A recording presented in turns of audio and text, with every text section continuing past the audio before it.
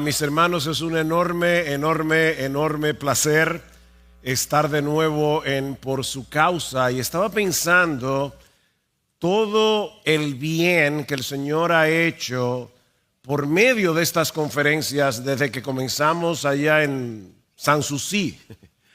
Ha sido largo el camino. Aquí estamos todavía predicando la palabra del Señor. Así que gracias, hermanos, por planificar esta conferencia que tanto viene hacia la Iglesia de Cristo en América Latina y creo que en muchas otras partes, porque los hispanos somos, no voy a decir una plaga, pero estamos en todas partes. Pero yo creo que más que una plaga estamos bendiciendo en muchos lugares, llevando el evangelio a muchos lugares. Así que es una tremenda bendición. Mis hermanos, leí recientemente que cada minuto nace un promedio de 300 bebés. Cada minuto. Eso significa unos 432,000 nacimientos al día. 432,000 nacimientos al día. A la luz de estas estadísticas, cualquiera diría que el nacimiento de un niño es un evento en cierto modo ordinario. Pero todo el que tiene cierto conocimiento de biología sabe muy bien que la gestación y el parto de un bebé es algo realmente extraordinario, no ordinario. Aunque eso suceda todos los días y con tanta frecuencia, no deja de ser impresionante que de la unión de un óvulo y un espermatozoide, dos cosas tan diminutas, se desarrolle un ser humano. Ahora, cuando ese bebé nace, él no tiene ni idea de todo el proceso que ha tenido lugar para que él viniera a la existencia. Y lo mismo podemos decir del nuevo nacimiento. Todos los creyentes que estamos aquí sabemos que en un momento dado vinimos a Cristo, depositamos nuestra fe en Cristo, nos arrepentimos de nuestros pecados, pero yo espero, mis hermanos, que todos aquí también sepamos que esa es solo una parte de la historia y de hecho ni siquiera es la parte más importante de la historia. Para que un pecador como tú y como yo, muerto en sus delitos y pecados, podamos poner nuestra confianza en Cristo y hacer de Cristo nuestro tesoro, como hablaba Justin hace un momento. El Espíritu Santo tiene que iluminar nuestro entendimiento, tiene que transformar radicalmente nuestro corazón. Y es precisamente acerca de ese tema que yo quisiera hablarles en esta última hora a la luz de 2 Corintios capítulo 3. Yo les pido por favor que vayan a la segunda carta de Pablo a los Corintios. Vamos a leer desde el versículo 18 hasta el capítulo 4, versículo 6. Dice así la palabra del Señor. Pero nosotros todos con el rostro descubierto, contemplando como en un espejo la gloria del Señor, estamos siendo transformados en la misma imagen de gloria en gloria, como por el Señor el Espíritu.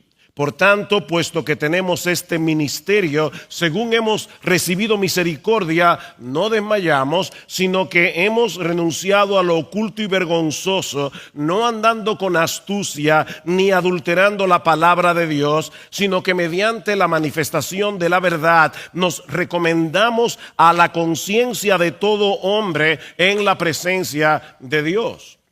Y si todavía nuestro evangelio está velado, para los que se pierden está velado, en los cuales el Dios de este mundo ha cegado el entendimiento de los incrédulos para que no vean el resplandor del evangelio de la gloria de Dios, de Cristo, que es la imagen de Dios. Porque no nos predicamos a nosotros mismos, sino a Cristo Jesús como Señor y a nosotros como siervos vuestros por amor de Jesús, pues Dios, que dijo que de las tinieblas resplandeciera la luz, es el que ha resplandecido en nuestros corazones para iluminación del conocimiento de la gloria de Dios en la faz de Jesucristo. Siempre se ha dicho que un texto fuera de contexto viene a ser un pretexto. Así que, mis hermanos, antes de entrar directamente a ver lo que Pablo nos está enseñando aquí, veamos el contexto. El contexto de este pasaje es una comparación entre el antiguo y el nuevo pacto. Si leen el capítulo 3 de 2 Corintios, se van a dar cuenta que Pablo nos está hablando aquí de la gloria que tuvo el pacto antiguo, el pacto del Antiguo Testamento y el nuevo pacto. El antiguo pacto es el que Dios hizo con su pueblo, con el pueblo de Israel en el monte Sinaí, mientras que el nuevo pacto es el que fue inaugurado por Cristo por medio de su obra redentora.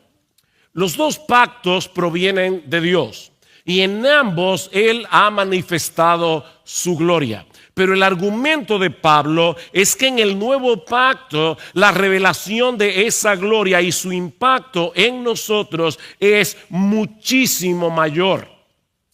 Y para mostrarnos la superioridad de un pacto sobre otro, Pablo se vale de un episodio muy conocido en la historia de Israel y que yo estoy completamente seguro que muchos de ustedes han leído probablemente o han escuchado acerca de este episodio un montón de veces. Pablo se va a Éxodo capítulo 33 y específicamente el versículo 18, donde Moisés le pide a Dios que le muestre su gloria. Yo quiero ver tu gloria. Y ustedes conocen la respuesta de Dios. Dios le responde, eso no puede ser posible. Nadie puede ver mi rostro, es decir, nadie puede ver mi esencia porque nadie puede verme y vivir.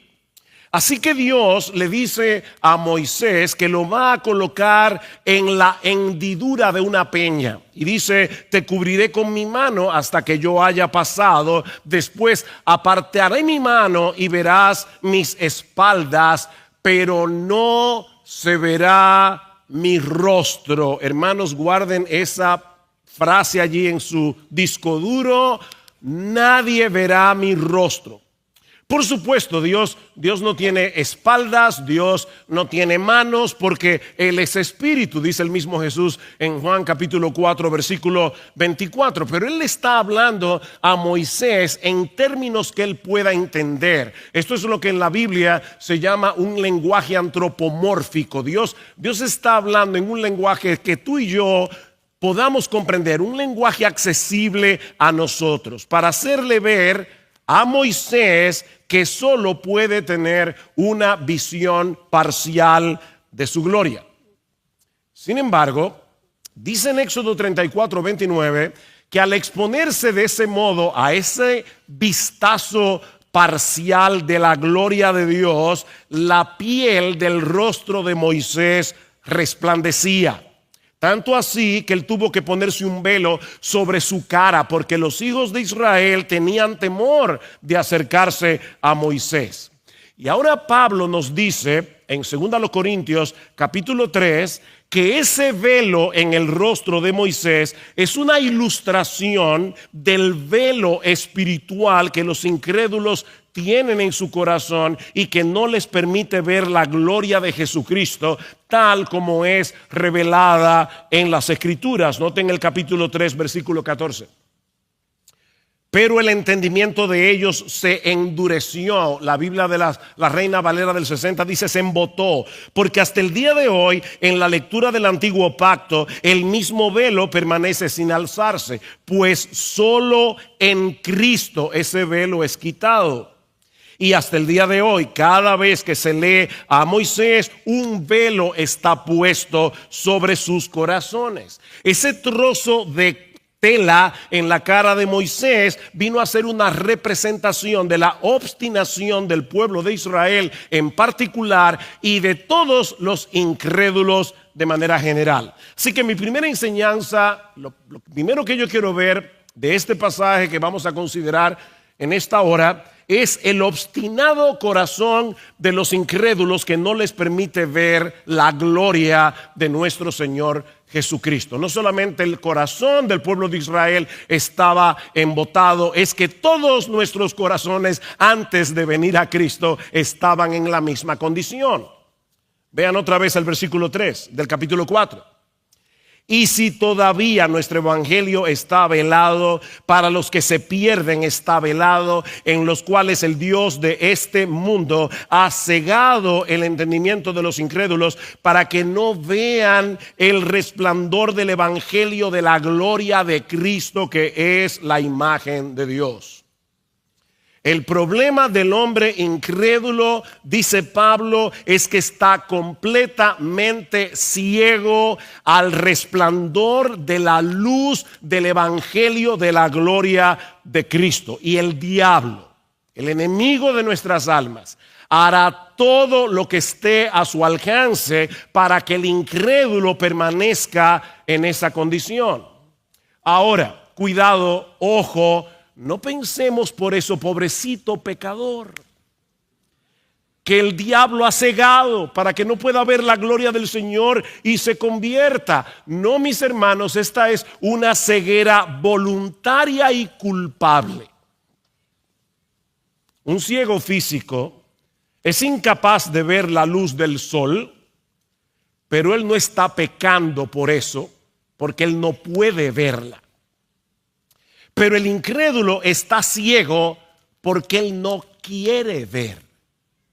Él no es una pobre víctima de Satanás que le ha puesto una venda en los ojos que le impide ver a Cristo en su hermosura y ser atraído a él. No, mis hermanos, Satanás no ha cegado el entendimiento de personas buenas e inocentes, sino de los incrédulos, dice Pablo, de los que han decidido no creer, de los que se rehúsan a humillarse delante del Señor. Es por eso que en Efesios capítulo 4 versículo 17 Pablo conecta esa ceguera con la dureza del corazón. Es la dureza del corazón humano lo que nos impide ver que Jesucristo es glorioso. Miren, si ahora mismo todos los seres humanos se quedaran ciegos, el sol seguiría siendo brillante. Si en el mundo entero no hubiera una sola persona que viera a Cristo hermoso, que viera a Cristo glorioso, que viera a Cristo maravilloso, Él seguiría siendo hermoso, glorioso y maravilloso, aunque nadie lo viera. Ese es nuestro Señor. Esta es la condenación, dice Juan capítulo 3, que la luz vino al mundo. Y ahora escuchen, los hombres amaron, es un problema del amor. Los hombres amaron más las tinieblas que la luz porque sus obras eran malas. Mis hermanos, antes de que tú y yo viniéramos a Cristo en arrepentimiento y fe por la obra poderosa del Espíritu Santo, tú y yo amábamos las tinieblas porque estábamos tan enamorados de nuestra propia gloria, estábamos tan enamorados de nuestra propia fama que no queríamos ver la de Cristo, no queríamos que Cristo nos hiciera sombra. Todos nacimos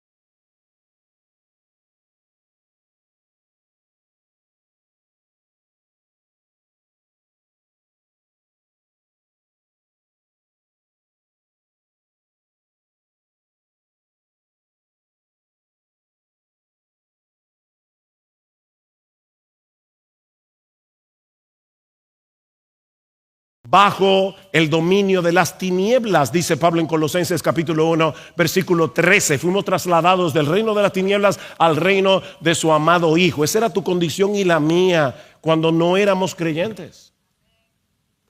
En 1 Corintios capítulo 2, versículo 14, Pablo dice que el hombre natural, es decir, tal como tú saliste del vientre de tu madre, el hombre no regenerado no percibe las cosas que son del Espíritu de Dios, porque para él son locura y no las puede entender porque se han de discernir espiritualmente.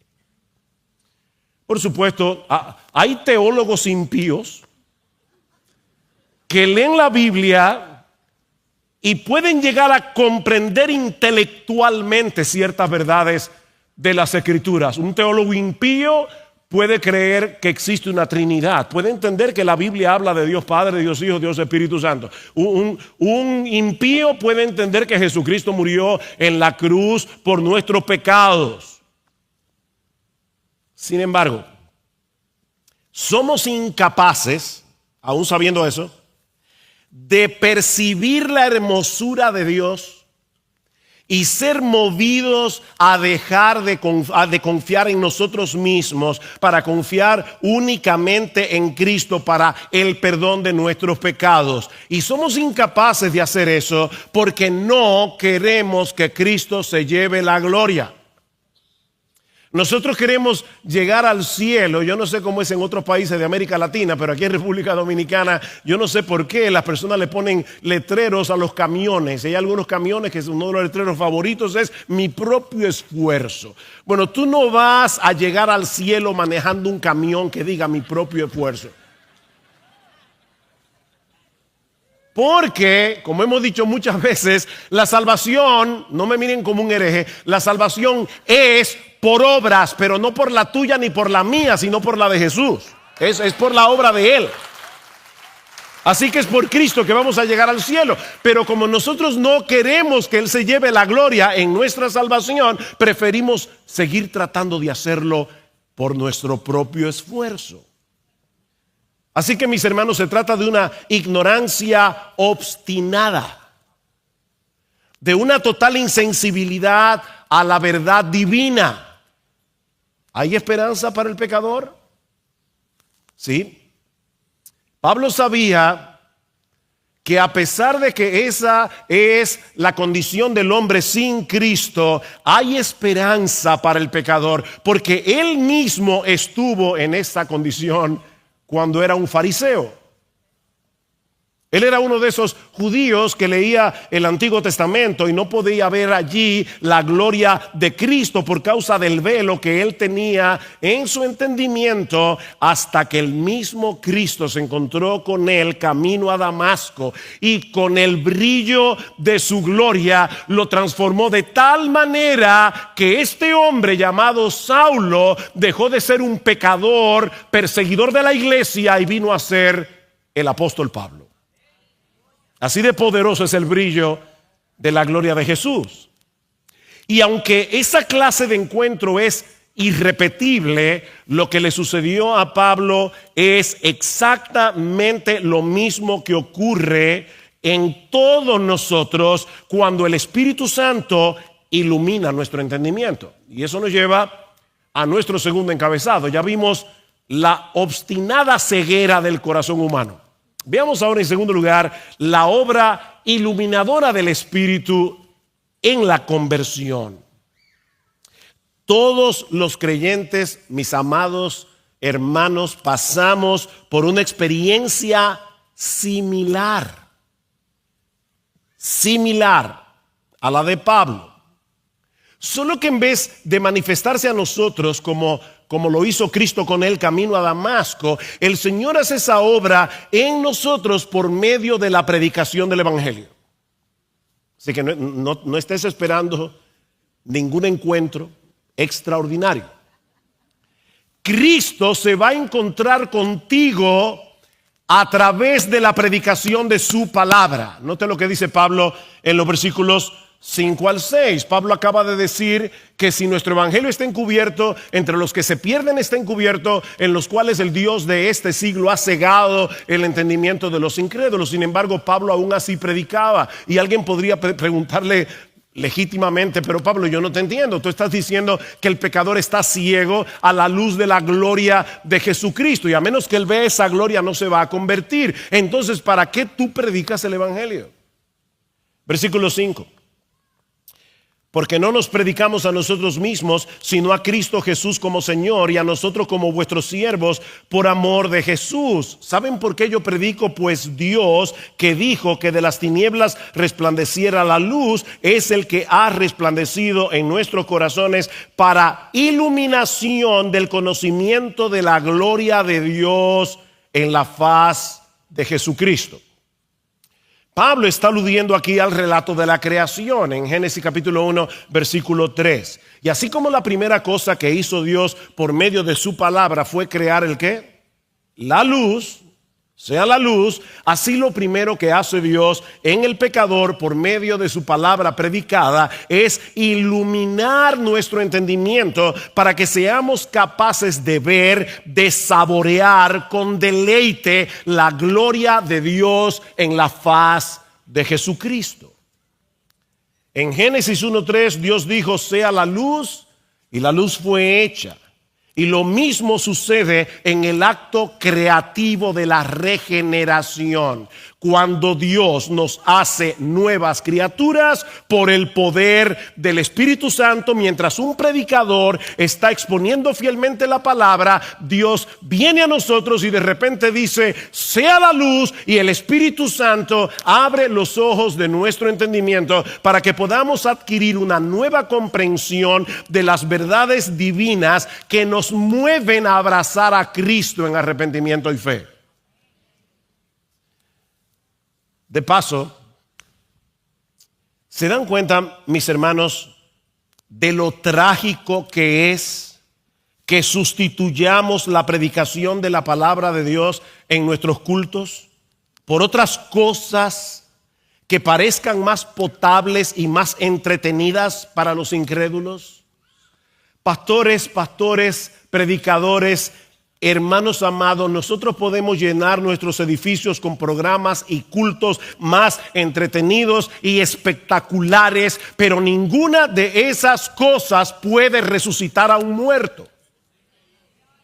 Eso solo puede hacerlo el Espíritu Santo, y Él lo hace por medio de su palabra. Es en el contexto de la predicación del Evangelio que el Espíritu Santo resplandece en nuestros corazones para iluminación del conocimiento de la gloria de Dios en la faz de Jesucristo. Y cuando esa luz resplandece en nuestros corazones para recibir su palabra predicada, pasamos de muerte a vida, nuestra incredulidad se convierte en fe y nuestra rebeldía en obediencia. Así de poderoso es el rayo de la luz de la gloria de Jesucristo que se revela en el Evangelio. Entonces comenzamos a ver a Cristo con tal hermosura, lo vemos con tal esplendor, lo vemos tan maravilloso que somos eficazmente atraídos hacia Él para deleitarnos en Él por encima de las cosas creadas. Dice Jonathan Edwards, ese gran predicador de la palabra del siglo XVIII, que el primer efecto de la obra regeneradora del Espíritu, es darle al alma la capacidad de gustar la hermosura y dulzura de la suprema excelencia de la naturaleza divina. Dejamos de adorarnos a nosotros mismos para venir a ser adoradores del Dios vivo y verdadero. El mismo Espíritu que inspiró las Escrituras abre nuestro entendimiento para que comencemos a comprender las Escrituras, pero con una nueva percepción espiritual de las verdades que allí se revelan, una percepción que no teníamos antes. Es entonces cuando podemos ver lo que nunca antes habíamos visto. Que nuestro Señor Jesucristo posee una gloria que lo hace el ser más atractivo de todo el universo. Que no hay nadie como Él. Por supuesto, mis hermanos, al momento de la conversión no estábamos conscientes de esa obra previa de Dios en nosotros, así como el bebé recién nacido no sabe cómo fue que él vino a la existencia.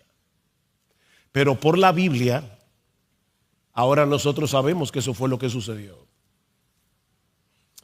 Mi esposo y yo estábamos recientemente en Sevilla e hicimos un recorrido de el recorrido que hacían los condenados en la Inquisición, desde la cárcel donde eran juzgados hasta el quemadero donde eran quemados públicamente.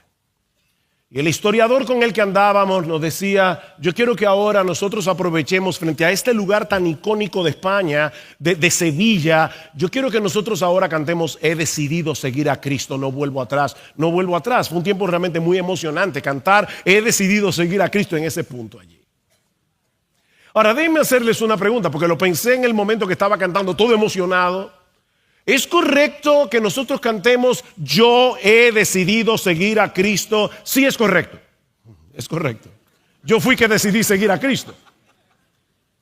Lo que pasa es que a ese corito le faltan estrofas. Porque nosotros deberíamos cantar he decidido seguir a Cristo, no vuelvo atrás, porque el Padre me ha elegido. Por eso he decidido seguir a Cristo, porque el Espíritu me ha iluminado, porque el Hijo me ha dado vida.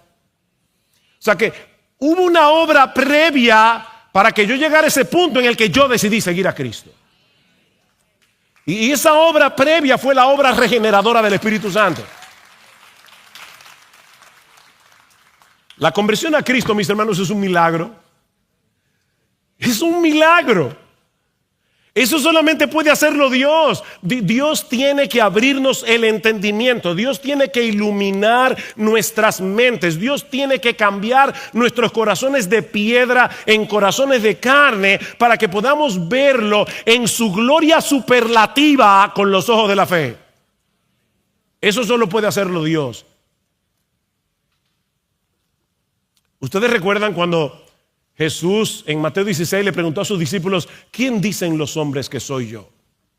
Y ellos le dijeron: bueno, algunos dicen que tú eres Juan el Bautista, otros que tú eres Elías, otros Jeremías o alguno de los profetas. Y ahí Jesús les dijo: ¿y ustedes? ¿Y ustedes? ¿Qué piensan de mí? Respondiendo Simón Pedro dijo: tú eres el Cristo, el Hijo del Dios viviente. ¡Wow! Amén. Qué inteligente eres, Simón. Lo que ni los fariseos, ni los eruditos de Israel, que conocen tan bien las Escrituras, han podido ver, tú te la llevaste al vuelo. Qué tipo más agudo. Bienaventurado eres, Simón, hijo de Jonás, porque eso no te lo reveló carne ni sangre, sino mi Padre que está en los cielos. Porque nadie conoce al Hijo sino el Padre. Nadie conoce al Padre sino el Hijo. Y a quien el Hijo se lo quiera revelar. Dios tiene que tomar la iniciativa. Pedro, tú eres un bendito de Dios. Eres un bendito. Porque el Padre te amó. Y porque te amó desde antes de la fundación del mundo, Él te quiso revelar a ti lo que no le ha revelado a esos fariseos orgullosos. Te lo reveló a ti. Por eso eres un hombre bienaventurado. Mi hermano amado, yo no sé con qué condición tú llegaste aquí a esta conferencia, cuántas cargas tienes en tu corazón, pero déjame decirte algo. Si tú eres un cristiano, si tú eres una cristiana, tú eres la persona más bendita del planeta. Dios quiso vencer, Él quiso y decidió vencer tu ceguera voluntaria y obstinada para que ahora puedas ver. ¿Recuerdas lo que le pasó a Lidia en Hechos capítulo 16? El apóstol Pablo va al río, se encuentra un grupo de mujeres orando al Señor y mientras Pablo estaba predicando, dice Lucas, el Señor abrió el corazón de Lidia para que recibiera lo que Pablo decía. Dios le hizo a Lidia una operación de corazón abierto. Y solo así pudo creer. Y lo hizo contigo y contigo y contigo y contigo y con todos los creyentes que están en este salón. Y esa transformación que se inició cuando Dios removió el velo que te impedía ver la gloria de Cristo revelada en el Evangelio, continúa avanzando exactamente como empezó, a través de la contemplación de esa gloria, tal como se revela en las Escrituras, por la obra iluminadora del Espíritu Santo. Lo que nos lleva a nuestro tercer encabezado. Ya vimos la condición obstinada del corazón humano, ya vimos la obra iluminadora del Espíritu en la conversión. Veamos ahora en tercer lugar la obra iluminadora del Espíritu en la santificación progresiva. Versículo 18 del capítulo 3. Pero nosotros todos, con el rostro descubierto, contemplando como en un espejo la gloria del Señor, estamos siendo transformados en la misma imagen de gloria en gloria, como por el Señor el Espíritu. Ahí está la santificación progresiva. Somos transformados de gloria en gloria, contemplando la gloria del Hijo. Ahora, mis hermanos, yo no quiero que ustedes pierdan de vista otra vez el contraste entre el antiguo y el nuevo pacto. Recuerden que en el antiguo pacto, en Éxodo 33, solo Moisés pudo tener un vistazo de la gloria de Dios. ¿Recuerdan? ¿Qué dice Pablo ahora? ¿Qué sucede en el nuevo pacto? Que todos nosotros vemos esa gloria. Aquí no hay privilegiados. Como decíamos ayer cuando hablábamos de la unción, los pastores no somos los ungidos. Pertenecemos a una élite. No, yo tengo un oficio diferente al tuyo, pero somos cristianos los dos. Y de paso, déjame decirte que la misma responsabilidad que yo tengo de estar aquí el domingo, bueno, no aquí, en mi iglesia, pero la misma responsabilidad que tienen los pastores de estar aquí el domingo predicando la palabra, hermanos de la IBI, es la misma responsabilidad que tienes tú de venir aquí a oírla. Porque nosotros no pertenecemos a ninguna élite, somos cristianos. ¿Y qué dice Pablo aquí? Que todos los cristianos, no Miguel, ni Chacho, ni yo, ni nadie, ni Justin, ni José, no, todos los cristianos, todos nosotros vemos esa gloria. A diferencia del antiguo pacto. Pero hay otra cosa más sorprendente. ¿Qué fue lo que vio Moisés? En ese lenguaje antropomórfico, él vio las espaldas de Dios. Él tuvo un vistazo parcial. Pero ¿qué es lo que dice Pablo en 2 Corintios 4? Que ahora en el nuevo pacto tú y yo, por la obra iluminadora del Espíritu, mientras leemos la palabra, vemos la faz, vemos el rostro. No vemos la espalda, le vemos la cara. ¿Lo vieron en el texto? Todos los creyentes del nuevo pacto tenemos el privilegio de ver como en un espejo la gloria del Señor reflejada en Jesucristo. ¿Y eso qué significa? Eso como de un espejo. Bueno, en Santiago 1:23, seguramente recordarán que Santiago compara al hombre que escucha la palabra como alguien que mira su rostro en un espejo. Esos espejos, no eran de vidrio como ahora, sino de bronce pulido, de metal pulido, y por lo tanto la imagen, el reflejo no era perfecto. Y lo mismo ocurre con nosotros hoy al ver la gloria de Cristo revelada en las Escrituras. Esa visión no es tan clara como la que veremos cuando estemos en la gloria en cuerpos glorificados. Sin embargo, a pesar de eso, al contemplar esa gloria en la Escritura como en un espejo, somos transformados de gloria en gloria. ¿Saben por qué? Porque todo el mundo se convierte en lo que admira. ¿Qué fue lo que hizo el Espíritu Santo cuando abrió nuestros ojos? Que ahora nos permite ver la hermosura, la gloria de nuestro Señor Jesucristo. Y como estamos viendo su gloria a través de la palabra, al ver esa gloria revelada en el Evangelio, somos transformados de gloria en gloria, porque todo el mundo se convierte en lo que adora. Ese es el problema de la idolatría. Dicen el Salmo 115, hablando de los ídolos: se volverán como ellos los que los hacen y todos los que en ellos confían. Óyeme bien, como decía Justin, la adoración no es lo que pasa aquí el domingo. Eso pasa los 7 días de la semana. Y tú te conviertes en lo que adoras. ¿Saben qué? Los que manejan la publicidad saben eso. Ellos saben el impacto que tiene la idolatría. Y cómo los fans suelen imitar a sus artistas favoritos. Cada vez que yo voy a uno de estos viajes y paso por Zona Franca en el hotel y veo estos anuncios de perfume, cosméticos, y está allí Julia Roberts. Mira, no vayas a creer que porque te pongas el perfume de Julia Roberts y uses el cosmético de Julia Roberts te va a aparecer la Julia Roberts. Pero ellos saben que el impacto es tal que todos aquellos que admiran la belleza de esta actriz quieren parecerse a ella.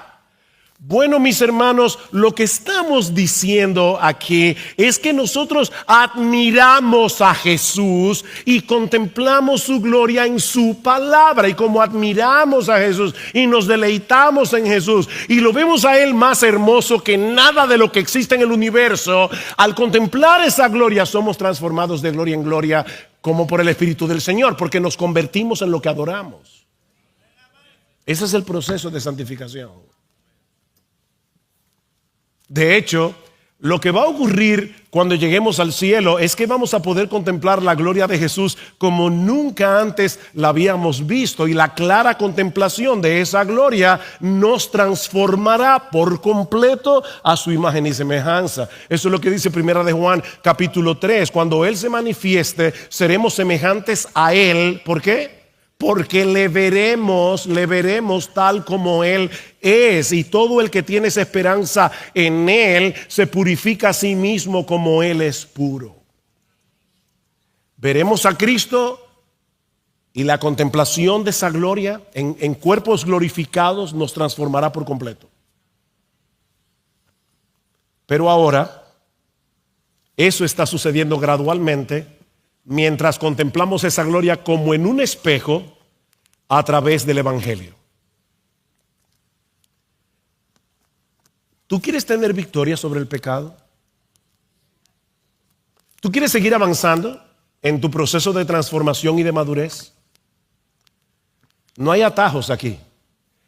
Tienes que mirar a Jesús. Tienes que mirar a Jesús. Tienes que contemplar, saborear, gustad y ved que es bueno el Señor. Atesorar su gloria hasta que el brillo pasajero de las cosas de este mundo pierda su valor. Mira a Cristo, mira a Cristo, mira a Cristo en su palabra. Admíralo tanto, tanto, tanto, que cuando el diablo te traiga sus ofertas y tú lo mires a través del brillo de la gloria de Jesús, esto parezca basura. Así es que somos transformados.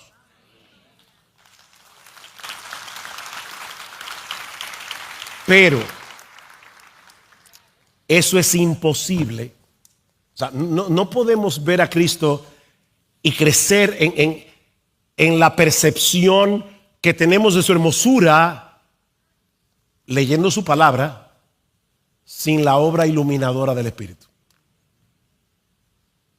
Necesitábamos esa obra cuando éramos impíos y estábamos en tinieblas, pero la necesitamos todavía siendo creyentes. ¿Qué le pide el salmista al Señor en el Salmo 119? Abre mis ojos y miraré las maravillas de tu ley. El salmista sabía que podemos leer la palabra usando nuestro conocimiento de la gramática y tratar de entender el significado del texto, pero él quería más que eso. Él quería ver las maravillas reveladas en este libro. Las maravillas.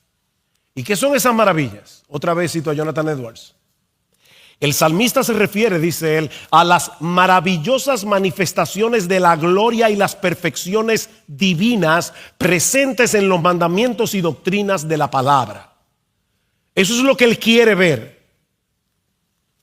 Tú y yo necesitamos ver las maravillas que Dios ha revelado de sí mismo, que Dios ha revelado de su obra en su palabra. Pero para eso necesitamos que Él siga abriendo nuestros ojos. Necesitamos más visión.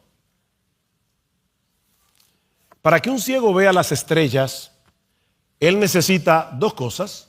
Primero, visión y un telescopio. Bueno, los creyentes que estábamos ciegos, recuerdan, ahora podemos ver esa estrella de la mañana resplandeciente de Jesucristo, porque tenemos visión, el Espíritu Santo nos iluminó, y tenemos el telescopio. Aquí está. Pero todavía necesitamos cada día una visión más clara, más clara, más clara. Hace 2 años, mi oftalmólogo me dijo, mira, ya no puedo más contigo, ya estoy tratando de degradar los lentes y ya no se puede porque tú necesitas una operación. Tienes el cristalino, el lente que trajiste de fábrica está dañado y tienes catarata, así que necesito ponerte un implante aquí. Y bueno, no tengo de otra. Vamos a la operación. Yo no tenía ni idea de lo mal que yo estaba viendo. Cuando me hicieron esa operación y yo por fin pude ver el cielo azul, decía, gloria, le decía a mi esposa, yo no sabía, no me estaba dando cuenta que el cielo era tan azul. Yo necesitaba una operación. Ahora, yo no estaba ciego, pero yo necesitaba que mis ojos funcionaran mejor. Lo que yo estoy diciendo, mis hermanos, es que tú y yo tenemos catarata en los ojos del alma. Y nosotros, siendo creyentes, tenemos catarata. Y necesitamos que el Espíritu Santo siga abriendo nuestros ojos espirituales. No para revelarnos nuevas verdades, sino para enseñarnos las maravillas que Él ya reveló y que están escritas en este libro. Eso era lo que Pablo pedía por los creyentes en Éfeso. Pablo les dice, óyeme, yo le oro al Dios de nuestro Señor Jesucristo, el Padre de gloria, que os dé espíritu de sabiduría y de revelación en el conocimiento de Él, alumbrando los ojos de vuestro entendimiento. ¿Estaban estos efesios, estos creyentes ciegos? No, ellos ya veían, ya el Espíritu Santo los había iluminado, pero Pablo está diciendo, todavía necesitan más visión, necesitan más visión. Y yo le pido al Señor en oración que siga abriendo los ojos de vuestro entendimiento. ¿Saben para qué? Para que sepáis cuál es la esperanza a la que Él os ha llamado, cuáles las riquezas de la gloria de su herencia en los santos y cuál la supereminente grandeza de su poder para con nosotros los que creemos según la operación del poder de su fuerza, un poder que operó en Cristo resucitándole de los muertos y sentándole a la diestra del Padre en los lugares celestiales. O sea, tú y yo necesitamos vivir a la luz de la esperanza que ahora tenemos en Cristo. Tú y yo necesitamos vivir a la luz de las riquezas de la gloriosa herencia reservada para nosotros en los cielos. Y tú y yo necesitamos estar conscientes de la supereminente grandeza del poder de Dios que está a nuestra disposición para que podamos luchar eficazmente contra el pecado, para que podamos seguir desarrollando el carácter de Cristo. El diablo te dice que tú no puedes. El diablo te dice que para ti no hay esperanza. Pablo dice, por inspiración del Espíritu Santo, que sí puedes, porque el poder que resucitó a Jesucristo de los muertos, el poder que sentó a Jesucristo en los lugares celestiales está disponible para ti. Nosotros necesitamos saber eso. Ahora, ¿saben qué? Todo eso ya fue revelado en la Biblia. Todo eso está aquí. Pero la comprensión, la asimilación de esas verdades requiere de la obra iluminadora del Espíritu. ¿Saben por qué? Yo les decía a ustedes que todos nosotros tenemos catarata. El pecado todavía mora en nosotros. Y el pecado, en cierto grado, todavía oscurece el entendimiento. Tú y yo tenemos que vencer prejuicios del corazón para dejar de competir con la gloria de Jesús. Para querer que sea su gloria la que brille en vez de querer que los demás vean nuestra vanagloria. La Biblia es tan precisa, ¿verdad? Que a nuestra gloria le llama vanagloria. O sea, una gloria vana. O sea, una gloria hueca. O sea, una gloria que no es gloria. Que tú no eres el ser extraordinario que tú crees que eres. Ni yo tampoco. Pero para eso necesitamos la obra iluminadora del Espíritu. Esos prejuicios deben ser vencidos para que podamos entender y aceptar ciertas doctrinas. ¿A ti no te ha pasado que leyendo la Escritura y leyendo acerca del infierno, de repente lo sientes demasiado fuerte? ¿Es porque tú eres más bueno que Dios? ¿O es porque el pecado que mora en ti te impide ver la justicia de Dios con tal claridad que tú entiendas que todo aquel que pisotea esa gloria merece el infierno? Eso es prejuicio. Necesitamos luz para obedecer sus mandamientos, entenderlos y obedecerlos. Y eso es lo que hace el Espíritu de Dios mientras leemos la palabra que Él inspiró. Mira, mi hermano, y yo sé que es tarde, estamos cansados, pero escucha esto para que seas agradecido. Si tú estás leyendo la Biblia y eres capaz de entender lo que lees y aceptas con gozo el contenido de lo que estás leyendo y aprecias más a Cristo y su Evangelio y tienes un mayor deseo de hacer la voluntad de Dios y tu esperanza y tu confianza se fortalecen leyendo la Biblia, dale gracias al Señor ahí mismo, porque eso solo fue posible por la obra iluminadora del Espíritu en ese momento. Él está obrando continuamente, diariamente, para que tú y yo podamos entender este libro. Es que tú lees de repente una promesa y dices, wow, lo vi. Ahí mismo, gracias Señor. No es porque yo soy más inteligente, es por la obra de tu Espíritu.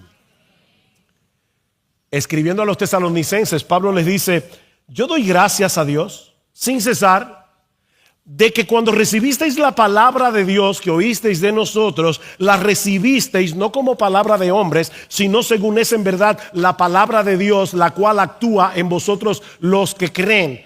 ¿A quién le daba gracias Pablo? ¿A los tesalonicenses o a Dios?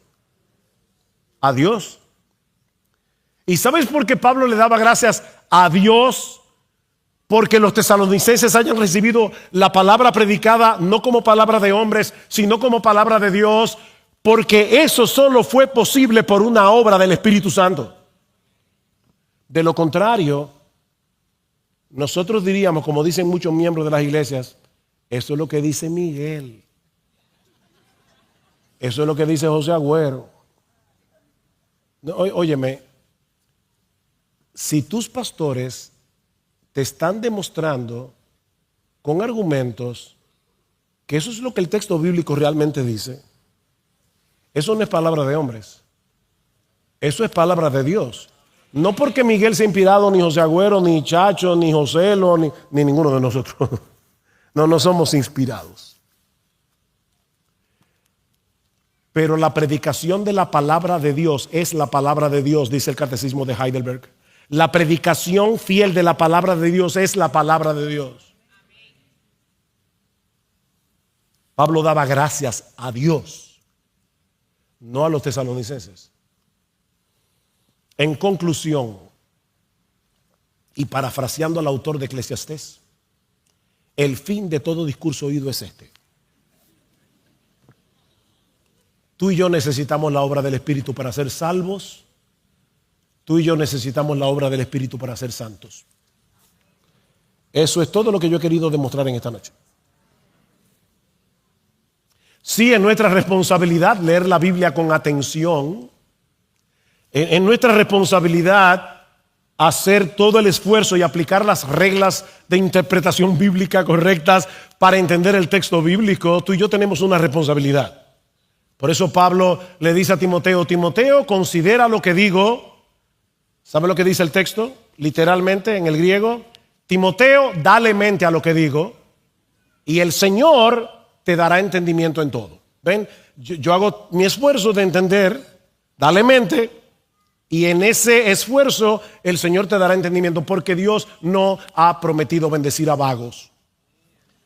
Pastores, el Señor no ha prometido bendecir a vagos. Sé que ustedes han oído seguro la historia del pastor que vivía al lado de su casa, de la iglesia, y que preparaba el sermón yendo camino de su casa a la iglesia. Y los hermanos lo mudaron a 10 kilómetros de la iglesia, porque así no se puede. Dale mente, preparar un sermón toma tiempo. Estudiar la Escritura para cualquier cristiano toma tiempo. Timoteo, procura con diligencia presentarte a Dios aprobado, como un obrero que no tiene de qué avergonzarse, que traza bien la palabra de verdad. Así que nosotros tenemos que poner nuestra mente, nuestras capacidades intelectuales, cada cual según lo que el Señor le dio, para poder entender este libro. ¿Y sabe lo que dice la Biblia? Que este libro hace entender a los simples. Esto no es física cuántica. El Señor hace entender a los simples. Este libro ilumina el entendimiento, hace sabio al sencillo. Y me llama la atención la palabra sencillo, la palabra hebrea que aparece allí significa una puerta abierta. Hay personas que tienen la puerta abierta para recibir todo lo que leen en internet. Eso es un simple, un sencillo. Por eso decía alguien: ten cuidado con tener la mente abierta, se te puede caer el cerebro. Yo tengo la mente abierta. Yo no tengo la mente abierta. Yo quiero que mi mente esté en lo que dice aquí, porque esta es la palabra de Dios. Y cuando Dios y el mundo están en contraposición, sea Dios veraz y todo hombre mentiroso. Así que cuidado, no tenga la mente tan abierta. Pero ¿sabes qué es lo que dice el Salmo? Que el Señor toma a una persona simple, a una persona sencilla, y lo hace sabia por medio de la palabra. Así que sí, tú y yo necesitamos responsablemente leer la Biblia, pero el gozo, la obediencia, el deleite, el consuelo, la amonestación, la esperanza, el aliento, la fortaleza que derivamos de nuestra lectura de las Escrituras solo será posible mientras leamos, meditemos y estudiemos la Biblia en dependencia del Espíritu Santo. Necesitamos ser iluminados por el Espíritu Santo. Por eso es que al acercarnos a este libro debemos venir con esta actitud: oh Dios, abre mis ojos para que yo pueda contemplar las maravillas de tu ley. Oh Dios, que tu Espíritu me dé entendimiento para comprender tu palabra y para que pueda apropiarme de ella y para que pueda vivir a la luz de ella. Resplandece en mi corazón, oh Dios, para una iluminación cada vez mayor del conocimiento de tu gloria en la faz de Jesucristo. Necesito tu Espíritu, Señor, para ver esas maravillas reveladas en las páginas de tu precioso libro y seguir siendo transformado de gloria en gloria mientras contemplo en el Evangelio la gloria de tu Hijo. Señor, cuando predique el Evangelio a otros, por favor, Señor, vence la obstinación de los que me escuchen. Ábreles el entendimiento para que vean la gravedad y la fealdad de su pecado y que al mismo tiempo sean tan atrapados por la hermosura de mi Salvador que renuncien a todo y se rindan a Él en arrepentimiento y fe.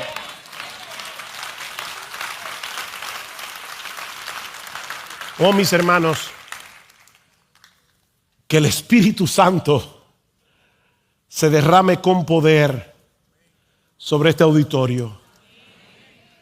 Para que la palabra predicada, no solamente ahora, todo lo que ustedes han escuchado a lo largo de este fin de semana y lo que van a escuchar mañana, obre eficazmente en cada corazón. Por un lado, venciendo la obstinación de algunos que probablemente aquí están sin Cristo, o que sean atraídos hoy de la muerte a la vida, y que vengan a Cristo en arrepentimiento y fe, y que ese mismo Espíritu obra en nosotros los creyentes para que tengamos una visión más brillante y deleitosa de la gloria de Dios en Cristo, de tal manera que contemplando esa gloria sigamos siendo transformados de gloria en gloria en la misma imagen, como por el Espíritu del Señor. El Señor bendiga su palabra. Amén.